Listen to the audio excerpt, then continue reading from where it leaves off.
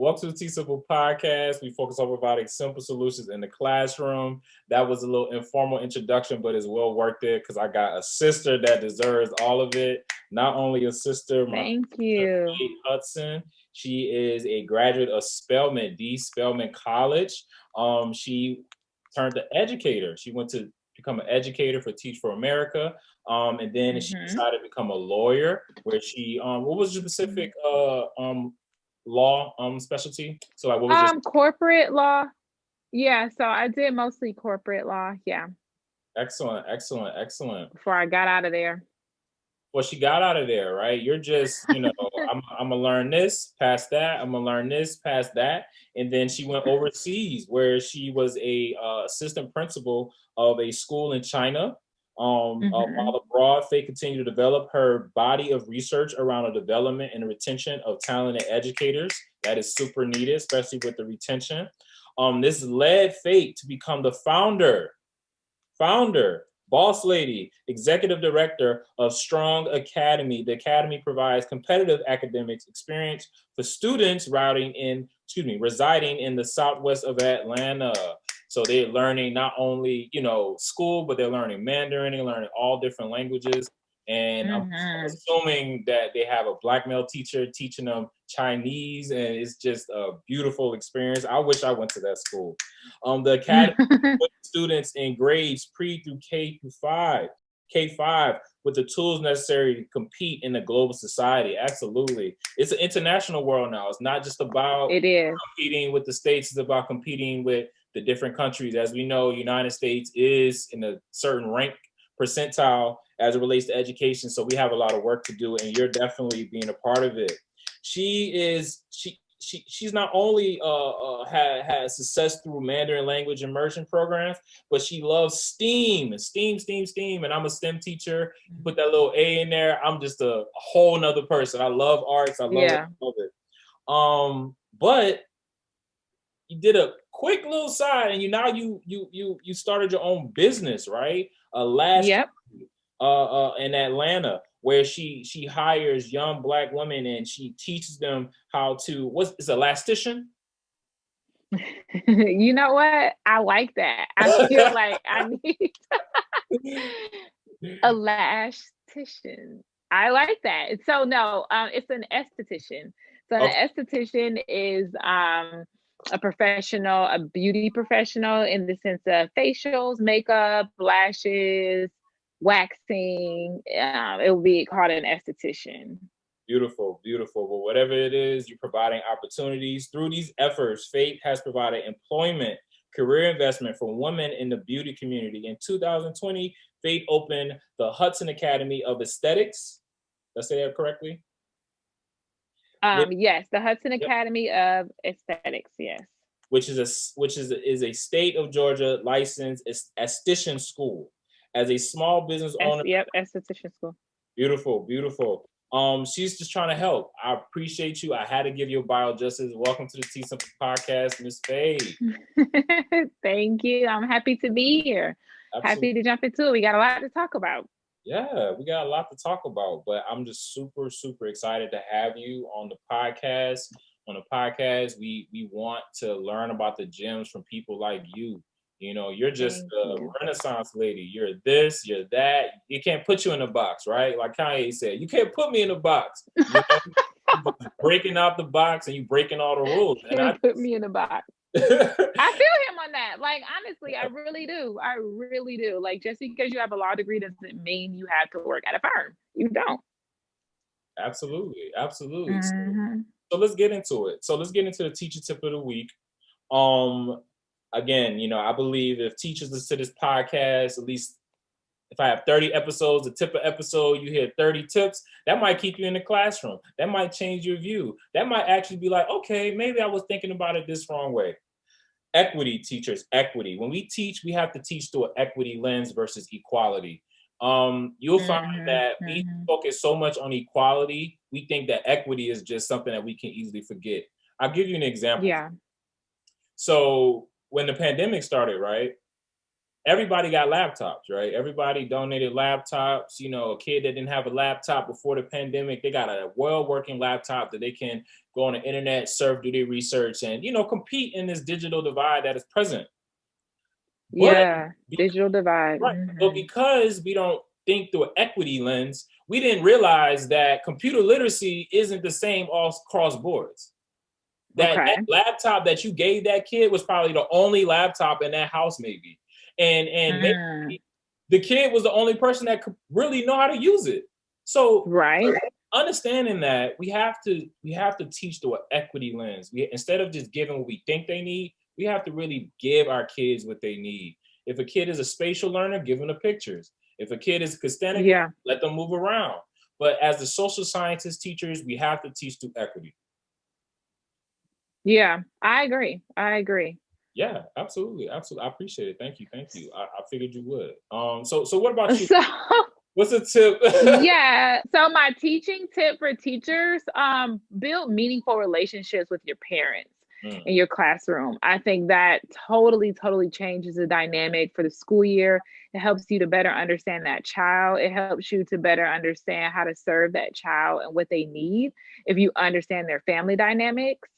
And you get plugged in with their family from the beginning. So that's my tip for teachers. Yeah, and then, you know, the topic of equity in the classroom, it's so subjective, but I think that it's definitely needed, right? And I think as a teacher, my teaching tip kind of goes hand in hand with that. Like when you understand the kid's background and you understand what's going on at home, then that starts to come into play with some of the equity that you are implementing in your classroom as it relates to your lessons, your small group instruction, you know, all of that, your behavior, you know, system, all of that, when you understand what's going on. And I mean, like, really know these parents. Like, I'm texting you, I'm taking a picture of Sade's test, and I'm sending it to you in game. Like, hello, she missed 8 questions out of 10. What happened? Mom, what are we doing? I'm not even going to grade this. Let's come back tomorrow. You know, like, let the parents know. These are things that I've done in real life. Let's come back tomorrow. Let's hit it again. Like, especially parents that I know have like at home domestic things going on. Hey, do you want Johnny to be on the bus today or no? Because I know, you know, this whole thing with he was supposed to pick Johnny up and Johnny doesn't need to feel all that, right? So if I can be the person to create some consistency in his home process going home, you know how much it impacts the kid when they sit there and they wait and they wait and they wait. You know what I mean? Yes. If I can avoid that damage that happens, they watch every other kid get picked up and they're waiting and they're waiting. There's just all this confusion. They got to come to the front office. I would rather get ahead of that and have him in the classroom with me. You know what, Johnny, you're going to be here for like 30 minutes and I needed you to help me prep this and that for tomorrow. Now, he didn't know there was this whole debacle going on with his parents that are going through a divorce, which impacts his emotional state. So that's my tip. Get plugged in with what's going on at home with these kids. Hey, Hudson, she's a teacher first, now entrepreneur. I love that. Oh my gosh. Yes. Keep it coming, sis. Keep it coming. So how did you get to Atlanta, the Black Mecca, the chocolate Mecca? Yeah, Wakanda.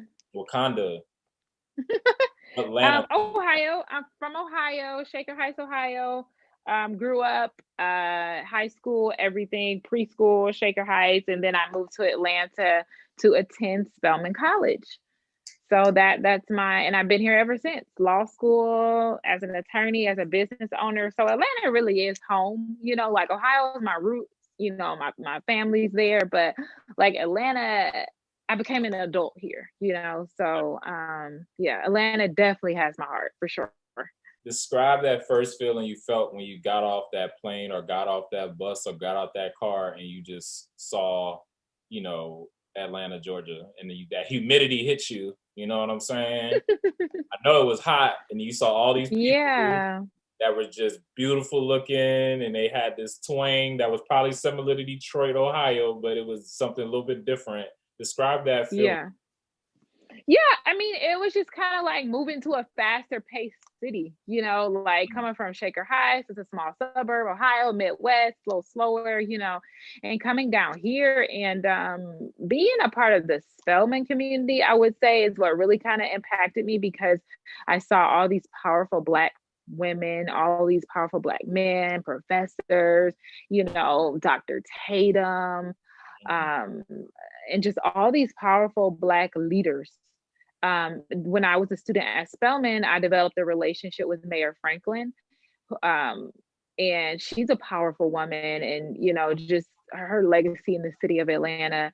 And she just imparted a lot of wisdom for me when I was a student at Spelman, and just maintaining relationship with her. And like, if it wasn't for Spelman, I would not have had, the opportunity to have that relationship with a woman like Mayor Franklin. So Spelman has just been a game changer for me, like just total game changer. Yeah, so let's talk about Spelman. Let's give them their flowers. Spelman is a all-girls HBCU, which is the women version of Morehouse, which is a all-male HBCU. And they're right in proximity of each other.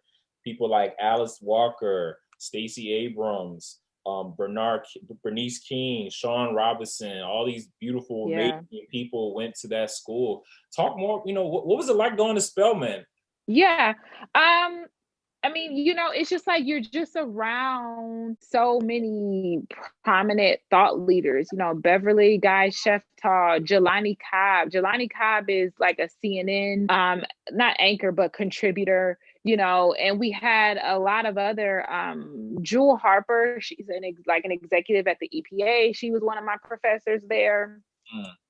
Christine Fair is Dr. Martin Luther King's sister. She's been a professor at Spelman for decades. It's just like you get to like just be a part of like Black excellence. You know what I mean? Okay. And so you graduate with all this pride of like, what can't I do? Spike Lee, Morehouse, Samuel L. Jackson, the list goes on. So you, as opposed to going to a predominantly white college, not that you're not going to learn there, right? Like there are a lot of like really prestigious PWIs, people graduate and go on to do great things. But when you go to a school like Spelman and Morehouse, it affirms your Blackness, or it affirms your culture, and you feel much stronger in who you are. Because you see that, every day. So I definitely, like, my daughters, my future children, definitely want them to go to Morehouse, Spelman, Howard. I mean, if you look at it now, Warnock, our, United States Senator, Morehouse. Yep. Keisha, the mayor of Auntie Keisha, as we like to call her, our mayor here in Atlanta, FAMU. Stacey Abrams, Spelman. Yeah. Kamala, our vice president, is a Howard grad. I mean, like, raise the roof. I don't know what, you know what I mean? Like, I don't know what else to say at this point. Like, that this is just where we are. Like, so I think that we definitely need to look at sending more of our children to HBCUs. Not Martin Luther King, but Malcolm X talks about, like, letting the enemy per se, and I don't know if we want to use that term these days, but letting another culture educate your child. Like, that is a very deep, education is a very, very deep concept. You know what I'm saying? And for someone else to teach their narrative, their culture, their history to our children, like, I don't know about that, Calvin. Like, we gotta look at that again, Yeah. And so, when you go to Spelman, you learn curriculum like the African diaspora. We learn this is part of our curriculum. We get to say what we think a young Black woman going into the workforce needs to know. So I'm gonna get off my stump about Spelman. Obviously, I could talk about that all day, but yeah. No, let's keep talking about it. One thing I learned about going to HBCU is that Black people aren't a monolith. Absolutely. We are the same but different in so many ways, and our differences make it beautiful, and our ability to come together and create culture with say, we call them echoes when we had like the parties in the gym, or when we had the probates, you know, or when we had the when the Greeks would come and they would have the, you know, just the ritual stuff together. All these people from New York, Chicago, DC, Atlanta, Jersey, all different type of Black, all different type of styles, you know what I'm saying? But we all got one mission, just graduating and being Black excellence. Yeah, it's like we're different, but we're still similar on certain levels, you know, and it's a beauty in that too. Yeah, and you said it affirms who you are. So when you leave that university, you can go to PWI, you can go to a law school, you can go to China, you can go anywhere and be yourself because your identity was affirmed at that institution. And that's why we need more Black-led schools for our kids. So right. We can get more, you know, kids graduating, you know, kill the school to prison pipeline because our school isn't working. And especially for like, you know, when I went to law school, you know, I was sitting across from people who were like fourth generation attorneys. Like I'm the only first and only attorney in my family. I was sitting across from people whose fathers went to that school and that professor taught their father. You know, so imagine feeling like such an outsider and feeling like I'm in a space that, you know, is not familiar to me or my people. But when I think about a Stacey Abrams who went to Spelman and went to Yale for law school, then I now feel like I can do this. You know what I mean? So that's why I say a Spelman really helps affirm and make you believe in what you can do, even when you're in circles and spaces that will make you feel like, you know, you're less than. So, yeah. And so we're going to hit on the teaching and the law school. Before we do that, I want to teach you the affirmation because I got you looking at me like, what is he doing? So Teach for America, right? So you chose a job where your paycheck didn't matter. You didn't get that at first, but you. Oh yeah, I got it. So I did that club, and then I was a volunteer in college. I earned in elementary school over here in Southwest Atlanta near Spelman. So I always was like teaching, right? Like in college, I was a camp counselor. I love kids, love being around kids. And then when you bring the story full circle, my mother's side of the family, her dad, this is on a whole nother page, but my mom was adopted. She grew up in foster homes all her life. And so a lot of like the lineage of her family got lost in translation because of like being bounced around from foster home to foster home. And that's just like for a whole nother podcast. And she wrote a book about like her life story and her journey. She was found in a house at 8 months old by herself. Like the neighbors heard a baby crying. So you can imagine like the lineage being kind of like lost. And so bring it full circle, I found out as an adult that like my mom's dad, his side of the family, they were all educators. They were all teachers. So you never know why you're kind of like gravitating towards something, and it's just like in your blood, right? So that's kind of like the story of like why I'm in education, why I am an educator. And so that's how I got into that. And then so going to Teach for America was just like, it made sense. Yeah. At that point, you know, and then it was only a 2-year commitment. So I knew it wouldn't derail me from law school for too long, but I knew I was going to have a blast. Like I knew that like I love those kids in Southwest Atlanta. I worked with them for 4 years as a student at Spelman. And so it was just a natural choice, honestly. Wow. And I'm assuming that with just your history with kids and your family lineage, Teach for America probably was just like, okay, you're pretty good at teaching. Just go in the classroom. Like it was just like, you know, clockwork for you. Do your thing. Yeah. Yeah, because I think like a lot of people apply for Teach for America because they know it's a prestigious program and this and that. But I had the resume, like I was the president of the Educators Club in high school. I did all this stuff at schools in Spelman. So it was genuine for me, you know, and I think that they, as a program, they look for that and they probably appreciated it. Boss lady. So law school was already in your head even when you was in teachers. Yeah. Yeah. So why? And talk about like your first year maybe in law school. You passed the LSAT. That's dope, you know.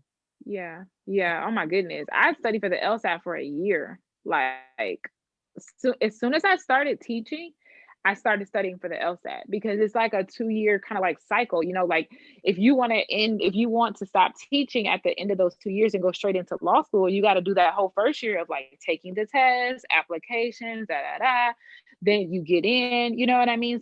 So you're studying that whole first year for the LSAT. You take the LSAT in the spring, you apply to schools, then you get in the fall, something like that, you know? So by the time you're in your second year of teaching, now you're getting into school, this and that, and it all starting to kind of roll. Right. Mm-hmm. So And yeah, I was teaching full time, studying for the LSAT, getting up at 6 a.m., study for the LSAT, you know, or no, maybe I was getting up earlier than that because when I was teaching, I had to be at the school at maybe like 7:30 or 8. It was crazy. It was crazy. So like, yeah, if you're a teacher and you want to go to law school, forget your weekends. You got to study all weekend. You got to study when you get home from work, like, because the LSAT it's no joke. Right. And then you passed it. And so now what law firm are you working at? Why is this the specific law firm? What type of law are you doing? Are you enjoying it? Are you just like really trying to get the experience? So after the LSAT, I went to law school, and then in law school, I had a couple of different internships. And so that's when I kind of figured out like what type of law I like or don't like.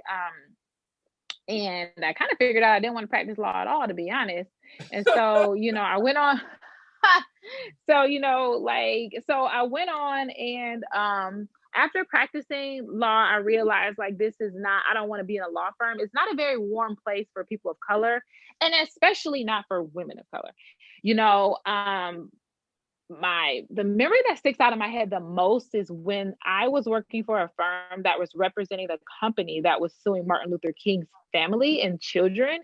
And so, of course, when it comes time to depose this family and Martin Luther King's son, of course, you bring in the Black attorneys, right? Not a lot of us there, obviously. And then we have to be the ones. So being in that deposition and watching this other Black attorney, you know, because I'm a lower level associate. So watching a Black partner just tear down Martin Luther King's son, you know, and it was just kind of like, yeah, no, this is not what I want to be a part of. Like, this is not, I don't like it here. Like, I don't like it here. And so at that point, I was like, yeah, let's look at going overseas. Let's look at getting back into education, because at that point, I was like, you know, I got to do what I love. And what I love is to make a difference. Like, I need to go back to that. So then that's when I picked up and I moved to China and I took that job. Wow. Yeah, absolutely. Got to call the audible, you know, you got to call that audible.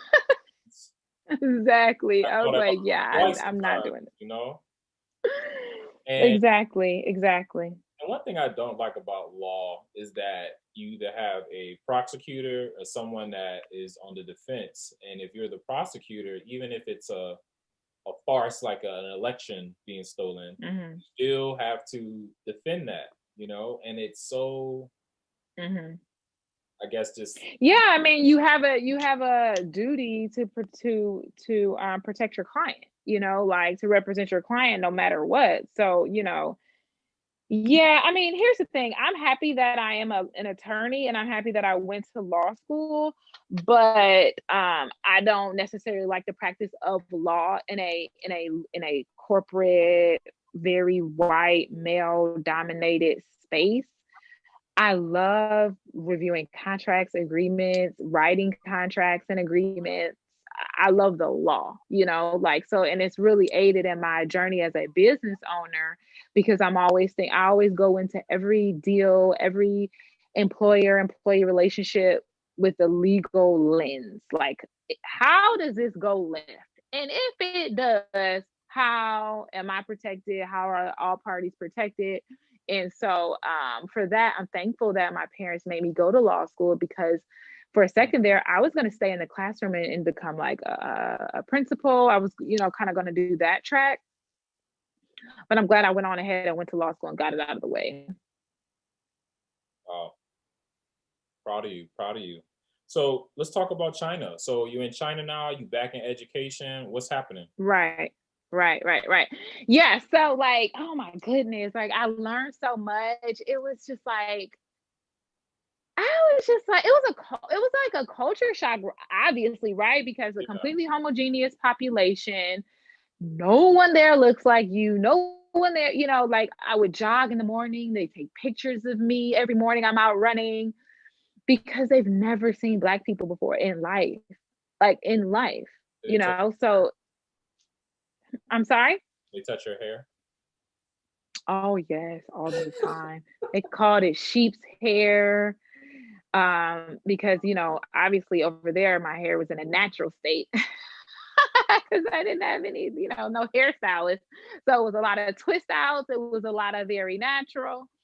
And that was a journey too in and of itself. But everything happens for a reason. So I was very thankful for that natural hair journey too. Like, beautiful. In understanding like, why did I hate my hair? Like it just was like so many, like who told me that I needed to not wear my real hair? Like it was just a lot of like how did we get here? And then coming home and like loving my natural hair. Like, hello, there's nothing wrong with the Black woman's hair. This is off subject, but I had a white woman tell me once, you guys, we may have the hair, but you are sure have the skin. As if to say that was a compliment, right? Yeah, this is what I was at a wine tasting out here in like Smyrna, and a white woman said that to me. And it just goes to show like we've been made to feel like our hair is not good. And that's a whole nother conversation, right? So I'm living overseas and I'm being forced to deal with my real hair because there's no one here to like straighten it and make it European. And so that was a journey that I'm so happy I was somewhat forced into. But so yeah, teaching, being an assistant principal over there, I really was a principal, okay. But that's again a whole nother story for another day. Learning Eastern pedagogy and best practices. Have you ever seen a class of first grade students walk themselves? And I believe I have it on video, right? So in Chinese culture, teachers don't walk students from classroom to classroom. Students walk themselves. Like in our society and Western in America, we walk students to the gym, right? The teacher says line up and we walk you to the gym. Well, over there, the designated appointed 5-year-old who's in charge of all the other 5-year-olds, he walks them to their next destination, and he'll make them go back if they're talking. And he'll walk the line and say, be quiet before I make you go back. And they listen to him. So these are like cultural differences that are just crazy to me to see that like, oh, so kids can behave and they can walk and they don't have to be under our thumb, at all times. And the Chinese, they're very much so like ethnic. They're kind of like Black people in a way, in the way they raise children. I thought was so interesting because, in the Black community, spankings, things like that are like, cultural sometimes. Yeah, right, exactly. And the same there, like it was nothing to see a teacher, gather you for, just, and I was just shocked, like, really? Wow, like, is this really happening? So yeah, that was great. The students, I had never seen people stand up when they're called on every time, except for when I was in law school. That was the standard. When you're in law school and the professor calls on you, you have to stand up. You're not sitting down talking. That's not, how that goes. I never saw that. And then when I moved to China, that was the norm.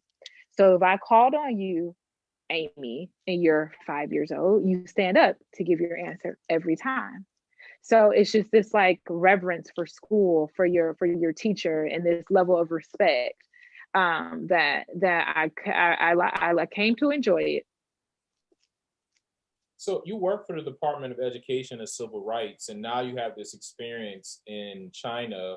So you have this Western experience and this Eastern experience. What do you learn about education as a whole?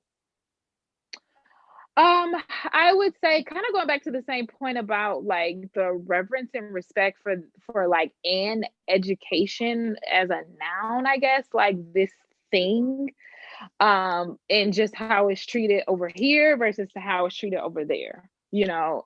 Education for them is their ticket out. Like, so the school that I work for, their parents own businesses in the US, and they did business in the US. So for them, they wanted their kids to go to this multilingual school so that their kids can go to the United States and run businesses for them. Right. So education is their ticket out. So it is serious. It's not a game. It's not a game.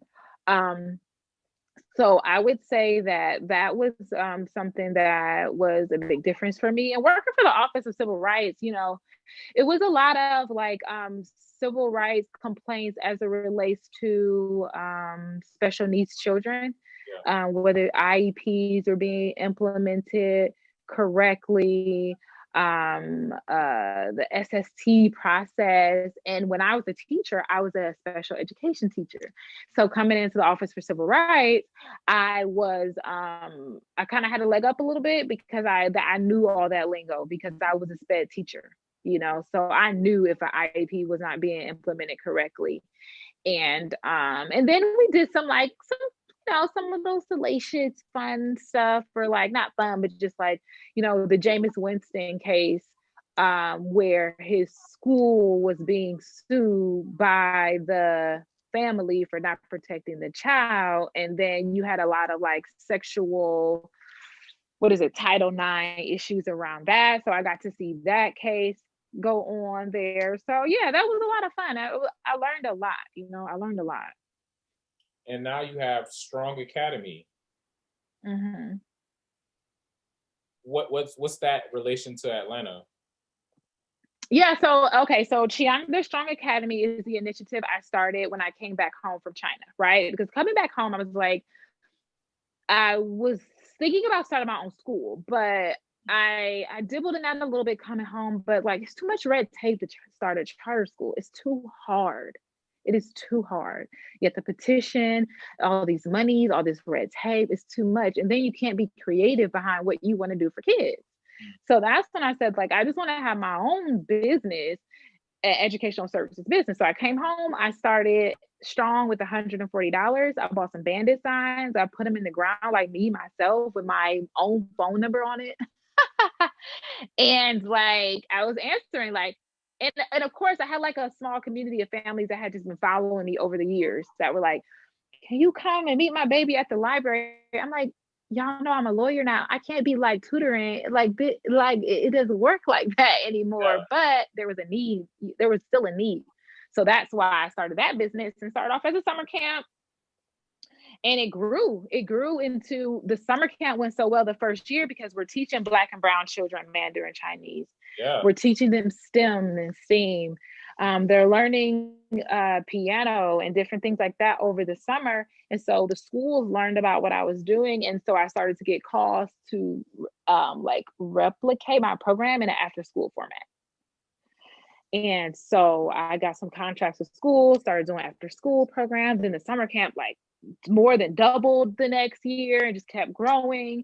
And good times, man. I love the kids. I love the community, Southwest Atlanta.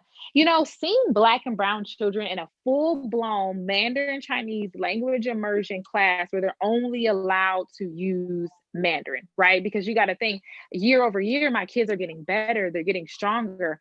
They're not just saying ni hao, right? Like, they're holding conversations. And so to cultivate that for kids who cannot afford to go to Woodward or Westminster, their parents can't afford these private schools, but they deserve this experience. Right. And so being able to provide that, and I had native speakers, so native Chinese, but then I also had a Black man who was fluent in Mandarin. I had a Black woman. So that blew my kids' mind because it's like, wow, you look like me and you speak Chinese. like, so yeah, it was and it was the community and the parents really, really appreciated it. And it was something special that we've been able to do. Yeah. Man, do you rest? Like, do you have time to like chill and like, you're just, I got this problem to fix this. I got $140. I'm gonna start a school. I'm gonna go overseas. I'm gonna learn Chinese. Like, so now you I got. don't know. You don't know. You just do it. You just that's the, like you I said. just keep going. It's the power of Black woman, right? You all got that God flow. So now you're entrepreneur, not in the sense of starting a school, but now you have this lash business. So what is this lash business that you, I'm assuming this is probably your baby. I feel like this is the one that you wanted to do since you were like a youngin', but now you're like, okay, now I saved the world over here. Now let me go to, Buckhead and start, a lash.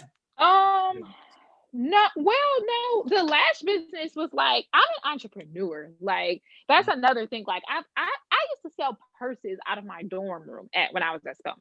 I used to sell handbags, and I was selling them on eBay. I just always have been that way.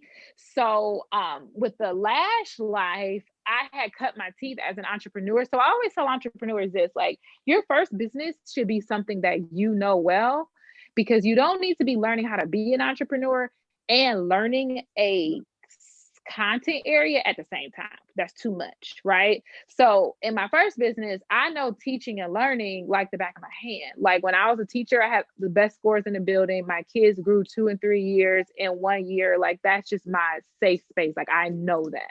So, but then I had to learn how to make it a business. And so I cut my teeth on that. So by the time I started Lash Life, I just wanted to be in the beauty industry. Like, the margins in beauty are crazy. Think about, I would charge someone $75 for their kid for a whole week. Or let's say the second year, $125, right? But in the lash business, you have people paying $185 for 2 hours of service. Wow. So, yeah, it's just like, it makes sense. It makes sense, right? So I do that. So I jumped into that business because it made sense. It was a business, and I had honed my skills as an entrepreneur, or so I thought. I ended up learning a lot more. But yeah, that's how I got into the lash business, and now it's grown. It's grown tremendously. I'm grateful, and yeah. So you're hiring people, Yeah. you're running this business. How much is your teaching skills like leading all of this? Like, is it 80%, 20%? Is it 50%, 50%, 70, 30? How much of these teaching skills help me do this? Because you keep referencing teaching every time you talk about something that you're doing that's not teacher related. I just love to hear the cross curricular thing. I love to hear that. Yeah. No, like, honestly, like, where I am now, like, when I was first started the business, I was more of like, I was in operations, right? Like, I was more of an operator, like in the stores, running it, making sure it's flowing, right? But now I would say I'm moving more into an executive role, where I have different locations. I have an admin team. Then I have a team, a leadership team, but then I have people that report to those folks. And so now, as an executive, my teaching skills are coming more into play, because I have to teach people the model, and then so that they can execute, right? I can't do it myself. I have to teach you how to do it. So here I am teaching again, right? So everything that I learned as a teacher is now coming back full circle. So if you want to be a business owner as a teacher, you definitely are building a skill set without a doubt, right? Because you're still teaching people. Yeah, and I know it's like clockwork for you when you're like, oh, I got to teach all this. Oh, this is gonna be easy, and then you just do it, and they're like, you're so amazing. You're like, I've been doing this since I was, back in, when you were doing camp and stuff. Yeah, teaching and learning. Yeah, teaching and learning. Listen, CFUs, I'm doing check for understanding all the time. Okay, great. If I told you what this, I wish I could give people exit tickets, honestly, like, just to make, just to make sure we're all on the same accord. I need to give y'all a quick little quiz. I would like to do that because I know that works, you know. And I might like I do this fun thing with my staff. I'll send them a video and I'll say, you know, by the end of your shift today, I need you to respond to me in a video and answer these questions. And I'll train people that way. It's a good way for me to, you know, see if people are doing what they need to be doing, if they're actually, because if you send a person an email and say, read this and make sure you implement. It's not, chances of them reading it's not going to be real small. Right. But if I send you the email and then I send you a video of me, hey guys, so today, you know, for our Allure volume set, we're going to use 15, 16, 17, CC, D, curl, this, that, da, da, da. So what I want you to do is respond to me in video and tell me da, da, da. Now.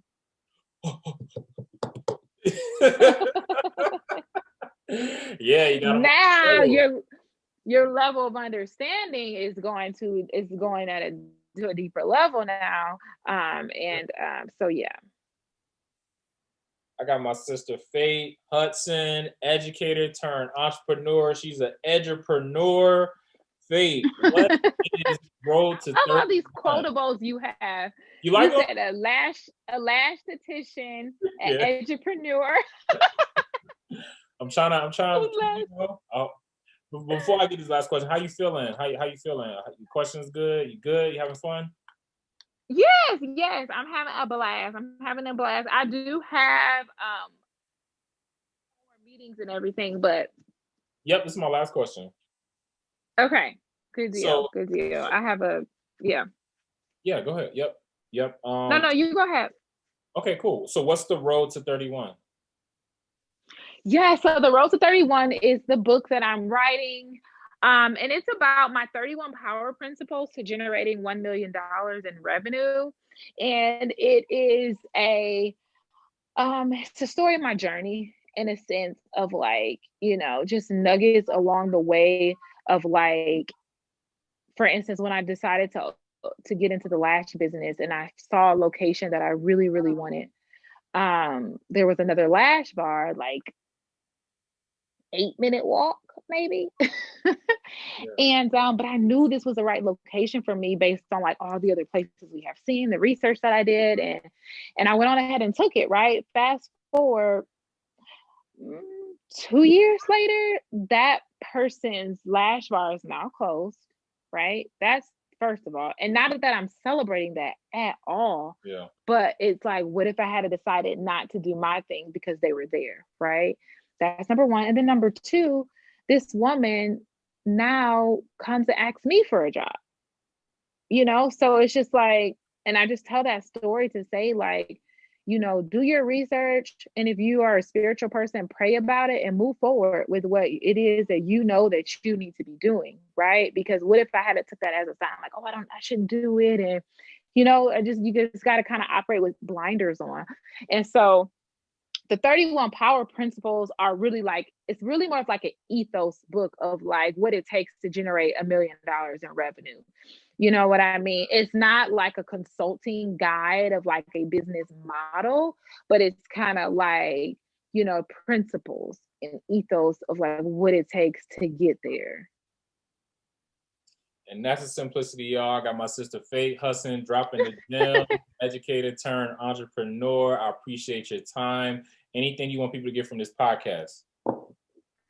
Yeah, I do. I want to just like encourage, because your viewers, I would say it's a lot of people in the education space, right? So I just want to encourage teachers, like, y'all are really doing God's work. Like, honestly, like my life's goal at the end of this, when it's all said and done, and I've have amassed all these multi-millions, I want to be in somebody's ghetto teaching first grade. Like, as like a 60-year-old woman, like that, like that's like, yes, with doing all the new dance moves, like getting my kids engaged, like that is just like happiness for me. You know what I mean? Like, it's just everything. And I think that like y'all are doing God's work. You're changing lives. Teachers impact everything. I would say to also find financial freedom in teaching so that you don't have to not teach, so that you can live the life you want. If that means learning how to invest in the stock market, like these long-term option contracts, leaps where you can make, 4x your money. Because I feel like a lot of times great teachers leave because the money isn't there, right? But you love to do it. Like, I love teaching, but it's just like the way the system is set up, they just don't want to pay us fairly, right? But it's like, if you can get your income met in other means and stay in teaching, and I mean, stay in teaching, like not become a principal. I mean, like stay in the classroom, right? Because that's where we need good teachers. I hate when great teachers become principals. I hate it. Like, let's just hire like a business executive person to be a principal and run the operations of the building, but the teachers that care about kids, like I said, like that are texting parents, we need you to be on the ground and find other things, real estate, the stock market, do your own summer camp, like you can do $50K a month, $50,000 a month in a summer camp. I've done it. You can create your own summer camp, and then you go back to teaching and you're there because you love to do it. You don't even need the money. You know what I mean? So that would be my word for teachers.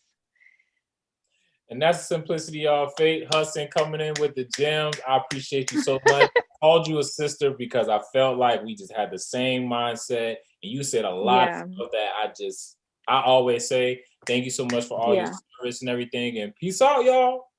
All right. It's been great. Thank you so much. I appreciate the opportunity, Calvin. All right. Take it easy.